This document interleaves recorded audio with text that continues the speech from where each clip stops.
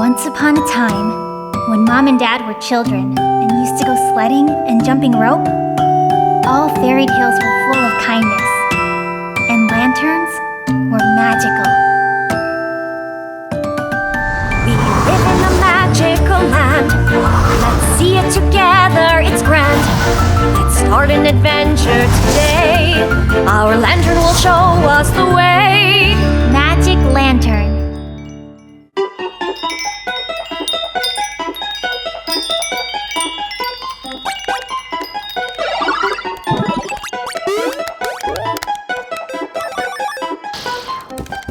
Okay, Mike, put away the video game. Now we're going to watch a slideshow. I can't. This game is way too interesting. And what's so interesting about it anyway? Aliens from Mars are coming down in their flying saucer now. So, you're interested in seeing what aliens that come from Mars would look like? I have a slideshow here that is perfect for those who are looking forward to seeing Martians. Are you ready to begin? Switching on the Magic Lantern. The War of the Worlds, based on a book by H.G. Wells. Mr. Herbert liked to look through the telescope a lot. He wanted to see if he could find any aliens living on distant planets. Dad said he's gonna give me a telescope on my birthday. Every day, he would transmit a message into space.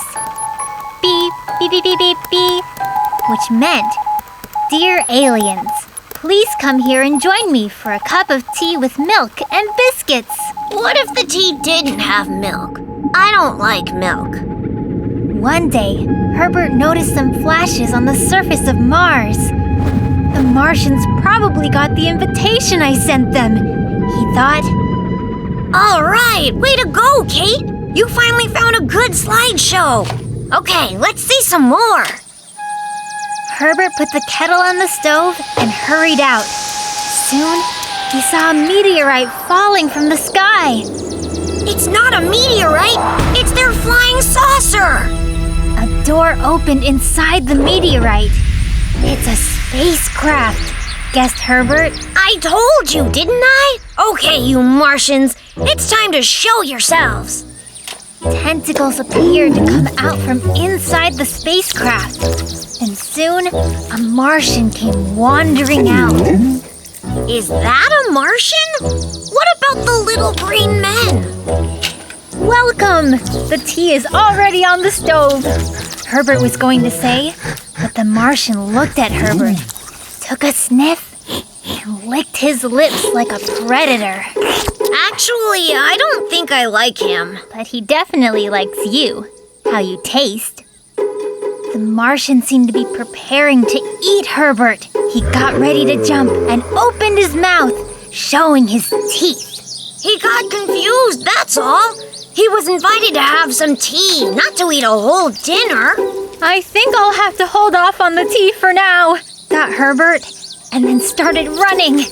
The Martian ran after him. So we all really want to meet these aliens, and then they decide to come down here and eat us. Herbert ran into the kitchen and looked for a weapon. There was no weapon, only a box of biscuits. You'd better watch out. Hit him with a frying pan or something.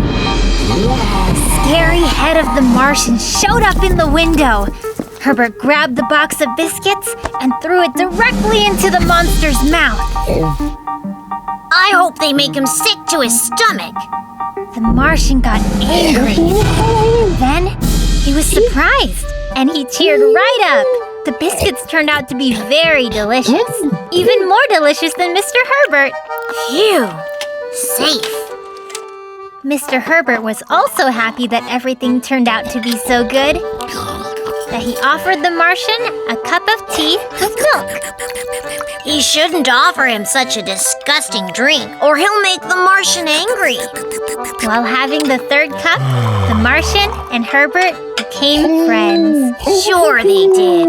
One friend wants to eat up the other one. Like that would happen.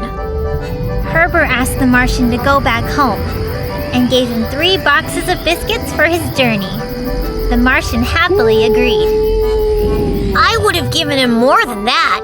Even the telescope that Dad said he's going to give me on my birthday. Then how are you planning on looking for aliens without using a telescope? No more aliens for me. From that point onward, Mr. Herbert never sent any signals to space. You never know who would actually show up. Instead, he wrote books about Martians, and he did that very well. I'm gonna write a book too. Except in my book, Martians will definitely be very friendly little green men who don't want to eat people.